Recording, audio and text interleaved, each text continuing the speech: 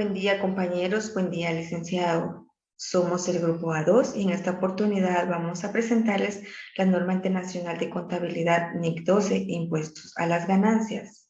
Los integrantes del grupo son Schubert Anthony, María Guadalupe, Sandra Lucrecia, Claudia Carolina y Wendy Adelina.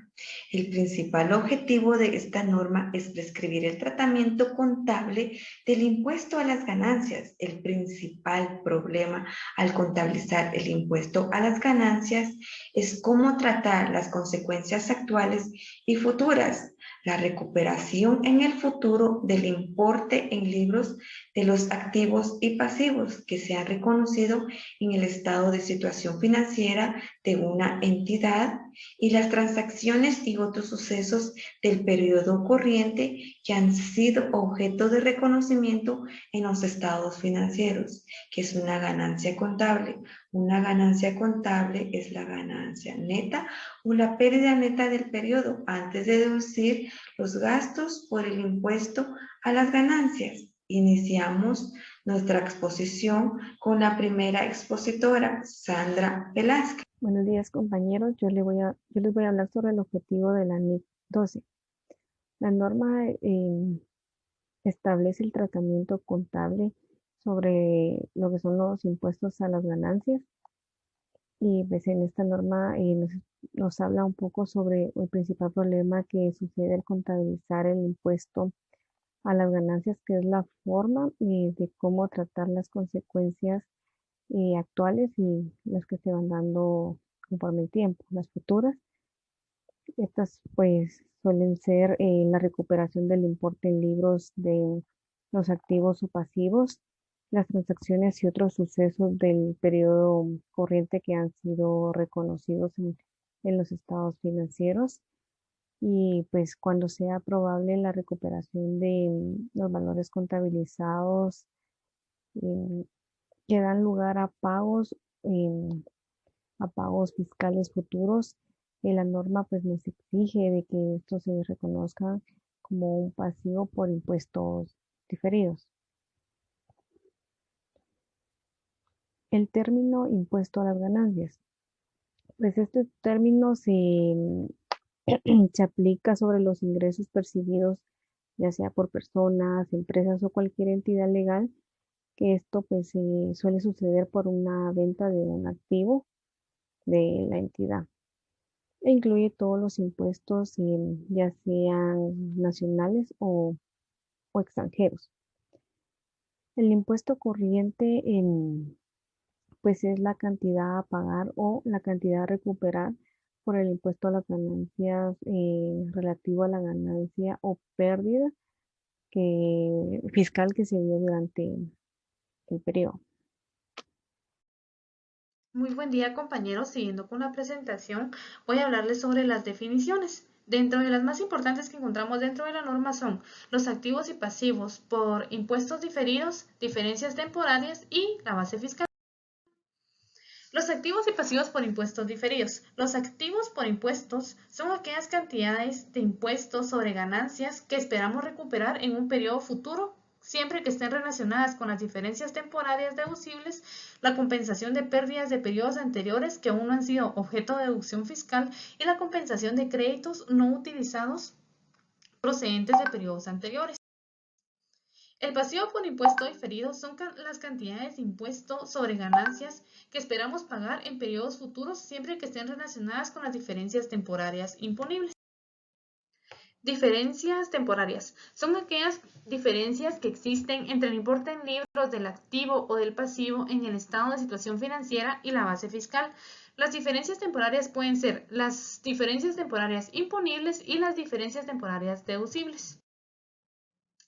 Base fiscal es el importe atribuido para fines fiscales a dicho activo o pasivo. Para el activo es el importe que será deducible a efectos fiscales de los beneficios económicos imponibles que obtenga la entidad en el futuro, cuando recupere el importe en libros de dicho activo. Y para el pasivo es igual a su importe en libros menos cualquier importe que eventualmente sea deducible fiscalmente respecto de tal partida en periodos futuros. Reconocimiento de pasivos y activos por impuestos corrientes. Cuando el impuesto corriente corresponde a periodos presentes y periodos anteriores, este debe ser reconocido como un pasivo en la medida en que haya sido liquidado. Cuando corresponde a periodos presentes y periodos anteriores y excede el importe a pagar en estos periodos, el exceso de esto va a ser reconocido como un activo. El importe a cobrar que va a corresponder a una pérdida fiscal, esto se va a reconocer como un activo en periodos anteriores. La medición de activos y pasivos corrientes de tipo fiscal, tanto que proceden de periodos anteriores como periodos presentes, deben ser medidos por las cantidades que se esperan pagar o recuperar de la autoridad fiscal. Acá se van a utilizar la normativa y tasas impositivas que se hayan aprobado en el proceso de aprobación, la presentación, activos y pasivos.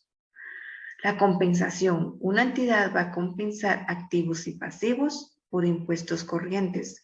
Cuando una entidad A tiene el derecho exigible legalmente de compensar los importes reconocidos. B tiene la intención de liquidar por el importe neto. El reconocimiento del impuesto. Tenemos lo que son la base, el tipo de diferencia y el impuesto diferido. La base de una norma de un activo es superior a la base fiscal. Su tipo de diferencia es imponible y su impuesto diferido es pasivo. La base de una norma de un activo es inferior a la base fiscal. Su tipo de diferencia es deducible y el impuesto diferido es activo. La base de una norma de un pasivo es superior a la base fiscal. Su tipo de diferencia es deducible y su impuesto diferido es activo.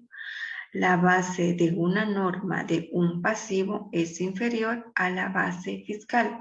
Su tipo de diferencia es imponible y su impuesto diferido es pasivo.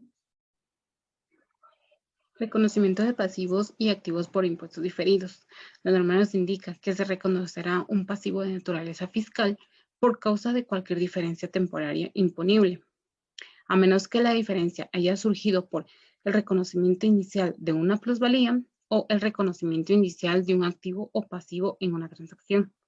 También nos indica que todo reconocimiento de un activo lleva inherente la suposición de que su importe en libros se recuperará en forma de beneficios económicos y que la entidad recibirá en periodos futuros.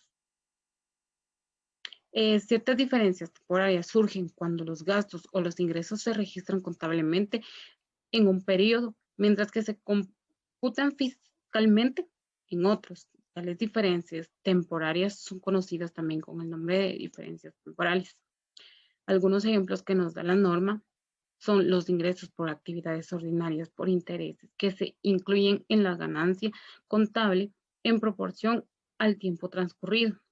La depreciación utilizada para determinar la ganancia o pérdida fiscal puede ser diferente que la calculada para efectos contables, y los costos de desarrollo pueden ser objeto de contabilización y amortización en periodos posteriores.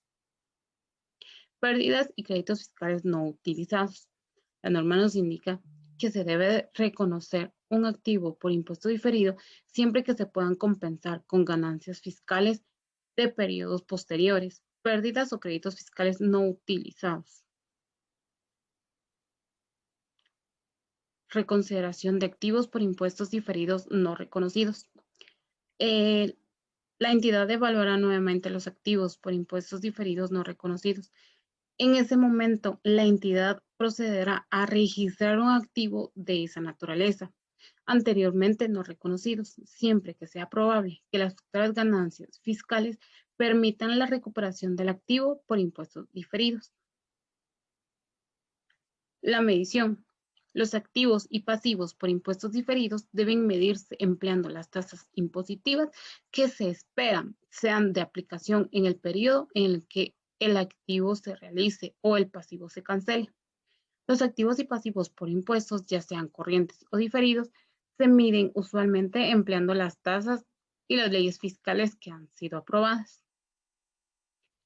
La medición de los pasivos por impuestos diferidos y los activos reflejarán las consecuencias fiscales que se derivan de la forma en que la entidad espera, al final del periodo sobre el que se informa, recuperar o liquidar el importe en libros de sus activos y pasivos. La forma en que la entidad vaya a recuperar o liquidar el importe en libros de un activo o un pasivo puede afectar algunas o ambas de las siguientes circunstancias. La tasa a aplicar cuando la entidad recupere o liquide el importe en libros del activo o pasivo, o cuando la base fiscal del activo o pasivo. ¿Cómo es el tratamiento de los impuestos diferidos en ciertas particularidades? Como podemos ver en esta lámina, dice activos contabilizados por su valor razonable.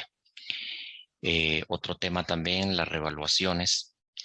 Y recuerden que las NIF permiten que ciertos activos se registren a su valor razonable o a su valor revaluado, ¿verdad?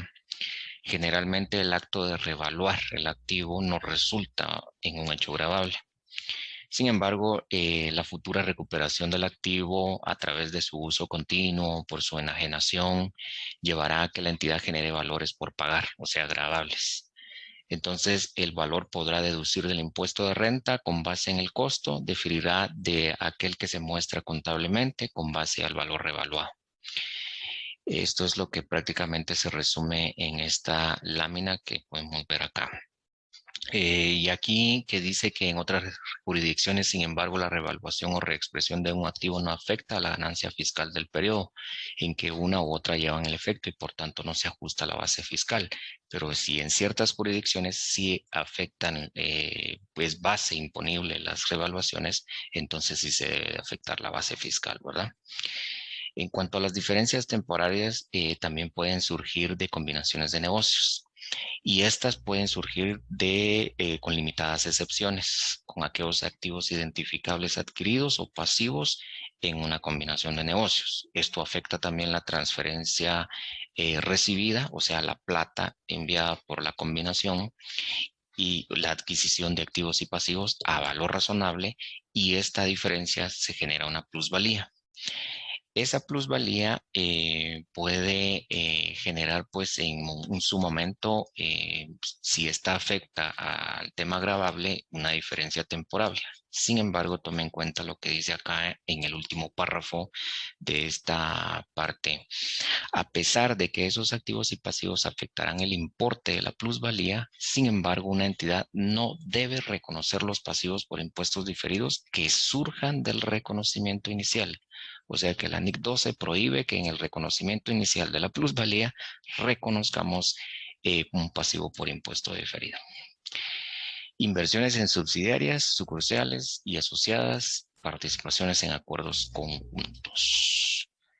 Acá la norma menciona cómo debe ser tratado y estas diferencias temporarias aparecen en el momento en que los importes en libros, tanto de las inversiones y participaciones en acuerdos conjuntos, tienen una afectación gravable, y estas se pueden dar de la siguiente manera. La existencia de ganancias no distribuidas en las subsidiarias, sucursales asociadas o acuerdos conjuntos. Esto es, en ciertas jurisdicciones, esa transferencia de las ganancias hacia las matrices tiene una afectación del impuesto gravable a las ganancias. Por lo tanto, genera una diferencia temporaria. Por las diferencias de cambio cuando la controladora y su subsidiaria estén situadas en países diferentes. Esto también más afecta cuando es una cobertura de una inversión neta en un negocio en el extranjero con base a NIC 21. Esa diferencia que existe pues también genera una diferencia temporaria, ¿verdad? Y una reducción en el importe en libros de las inversiones en una asociada como consecuencia de haber disminuido el importe recuperable de la misma. Esta es aquella cuando la inversión se va disminuyendo conforme las variaciones que va teniendo en el patrimonio donde tiene la inversión. Partidas que son reconocidas en resultados y fuera del resultado. Y básicamente lo que resume esta firmina es que reconocidas en el resultado pueden ser de dos opciones: una transacción o suceso que se reconoció en el periodo o diferente del periodo o fuera del resultado, ya sea en el otro resultado integral o directamente en el patrimonio, o de acuerdo a una subsidiaria que se requiere medir a valor razonable con cambios en resultados. Esta última opción es cuando yo no tengo la intención de tener esa subsidiaria y en un periodo de 12 meses yo la voy a disponer, reconocidas fuera del resultado. Los impuestos corrientes y los impuestos diferidos deberán reconocerse fuera del resultado si se relacionan con partidas que se reconocen en el mismo periodo en otro diferente fuera del resultado. Si afecta en jurisdicciones que la revaluación afecta al impuesto gravable de impuesto a las ganancias, como la revaluación de propiedades, planta de equipo va en el ORI, entonces pues ahí debemos de establecer nosotros una diferencia temporaria. Información a revelar. Los componentes del gasto por el impuesto a las ganancias pueden incluir el gasto por el impuesto corriente, cualquier ajuste que se haya reconocido en el periodo para el impuesto corriente de periodos anteriores, el importe del gasto por impuestos diferidos relacionado con el nacimiento y reversión de diferencias temporarias, y el importe del gasto por impuestos diferidos que esté relacionado con cambios en las tasas fiscales. El importe de los beneficios de carácter fiscal procedentes de pérdidas fiscales, créditos fiscales o diferencias temporarias que no se hayan reconocido en periodos anteriores y que se hayan utilizado para reducir el gasto de impuestos del presente periodo o que se hayan utilizado para reducir el gasto de impuestos diferidos. El impuesto diferido surgido de la baja o de la reversión de bajas anteriores de saldos de activos por impuestos diferidos. La siguiente información deberá también de revelarse, pero está por separado. El importe agregado de los impuestos corrientes y diferidos que estén relacionados con partidas cargadas o acreditadas directamente al patrimonio. Una explicación de la relación que existe entre el gasto por el impuesto y la ganancia contable. Una explicación de los cambios habidos en la tasa o tasas impositivas aplicables. El importe de las diferencias temporarias deducibles, pérdidas o créditos fiscales que no se hayan utilizado, para los cuales no se hayan reconocido los activos diferidos en el estado de situación financiera. La cantidad total de diferencias temporarias relacionadas con inversiones en subsidiarias, sucursales y asociadas o con participaciones en acuerdos conjuntos, para los cuales no se han reconocido pasivos por impuestos diferidos. Con respecto a las operaciones discontinuadas, el gasto por impuesto que esté relativo a las ganancias o pérdidas derivadas de la discontinuación y la ganancia o pérdida del periodo por actividades ordinarias de la operación discontinuada, junto con los importes correspondientes para cada uno de los periodos anteriores presentados. Si una combinación de negocios en la que la entidad es adquirente produce un cambio en el importe reconocido de su activo por impuestos diferidos anterior a la adquisición, el importe que se dé de ese cambio, y si los beneficios por impuestos diferidos adquiridos en una combinación de negocios no están reconocidos en la fecha de adquisición, pero lo hayan sido tras dicha fecha, una descripción del suceso o del cambio en las circunstancias que dieron lugar a reconocimiento. Muchísimas gracias, compañeros.